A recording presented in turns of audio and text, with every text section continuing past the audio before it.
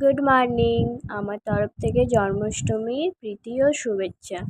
দেখো, সকাল সকাল ঘুম থেকে উঠে মা গোপুসোনাকে ভোগ লাগিয়ে এবার গোপুসোনাকে দোল খাওয়াচ্ছে। তারপরে আমি দুপুরে ওকে স্নান করিয়ে ওর সুন্দর সুন্দর ড্রেস পরিয়ে জুয়েলারি পরিয়ে ওকে সিংহাসনে বসিয়ে দিয়েছি। তারপর ঠাম্মিও ওকে দোল খাওয়াচ্ছে। দোল খাইয়ে দেওয়ার পর আমি একটা ছোট্ট ভিডিও করে নিয়েছি। তারপরে দেখো, রাতে পুজো স্টার্ট হয়ে গেছে।